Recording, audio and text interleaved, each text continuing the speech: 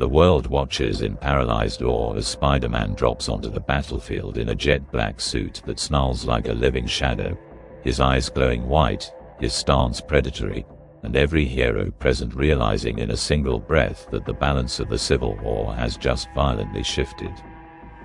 When the Superhuman Registration Act ignited conflict among heroes, Peter Parker found himself torn between loyalty to Tony Stark and his own fragile moral compass. But everything changed the night the symbiote returned, seeking refuge in Peter's fear and uncertainty. Its inky form wrapped around him with chilling familiarity, promising protection, power, and clarity in a world spiraling into chaos. At first, Peter resisted, remembering the darkness it once awakened in him. Yet as the war escalated, he began to accept the alien's presence, not out of desire, but desperation. The moment Peter stepped onto the battlefield wearing the symbiote, every hero felt the atmosphere shift, as though a storm had developed a heartbeat. Captain America immediately sensed something wrong, noticing how Peter moved with unsettling precision, every gesture honed for combat. Gone was the hesitant kid trying to mediate peace. In his place stood a warrior forged by conflict. The symbiote whispered tactics into his mind, patterns, weaknesses, predictions, turning him into a living weapon. Heroes who once trained him now feared how far he might go to enforce his chosen side. Tony Stark watched in disbelief as Spider-Man dismantled an entire strike team in seconds, moving like black lightning across the ruined street. He'd known the symbiote's capabilities, yet actually witnessing them unleashed during the Civil War unsettled him deeply. Peter wasn't just enhanced, he was transformed, operating with cold efficiency. Tony recognized the signs of psychological influence and immediately tried to intervene, but his attempts at reason were blocked by Peter's unwavering determination to end the conflict quickly. The symbiote fueled Peter's belief that only overwhelming force could restore order. Captain America confronted Peter next, hoping the bond they once shared could cut through the alien's influence.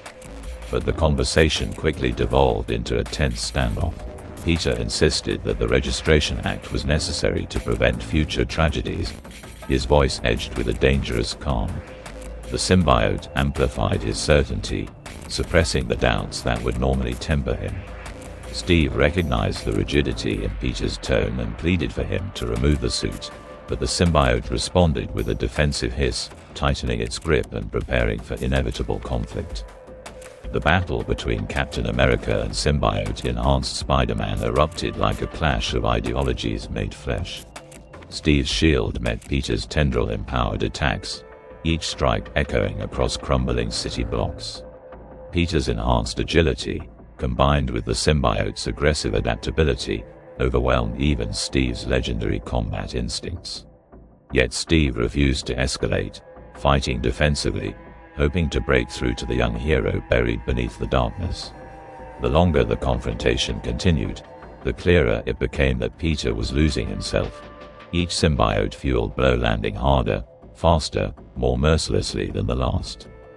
Desperate to regain control, Tony initiated a contingency plan he hoped he'd never have to use again, a sonic disruptor calibrated specifically to weaken the symbiote without harming Peter. But the alien remembered Tony's tricks and evolved since their last encounter, adapting faster than any technology Stark had prepared. The device only enraged the symbiote, causing it to lash out with vicious tendrils. Peter felt the pain, yet the alien numbed his fear, twisting it into fury. Stark realized he was no longer battling a misguided teenager, but a monster wearing his friend. As panic rippled through both sides, Peter began targeting criminals attempting to exploit the chaos, but his methods grew increasingly extreme. Instead of restraining them, he incapacitated them with brutal finality, claiming it was the only way to prevent further destruction. The symbiote amplified his darkest instincts, convincing him that moral hesitation only prolonged suffering.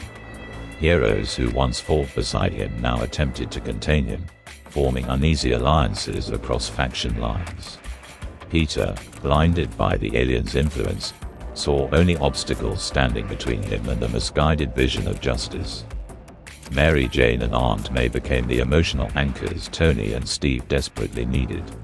Believing they were the only ones who could reach Peter, they participated in a carefully planned intervention.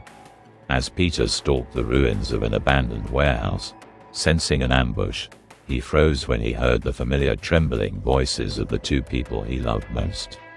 The symbiote reacted defensively, curling around him like armor, but Peter's heart wavered. Their pleas cracked through the alien's influence, reminding him of the compassion and humanity he was slowly losing. The symbiote fought fiercely against Peter's moment of doubt, flooding his mind with visions of betrayal and weakness. But as Mary Jane stepped closer and placed her hand on his chest, Peter felt the weight of every choice he had made since the war began. In that fragile moment, he confronted the alien within, pushing against its control with sheer emotional strength. The symbiote screamed in his mind, resisting separation, but the bond began to fracture. For the first time since the conflict ignited, Peter saw the devastation he'd caused.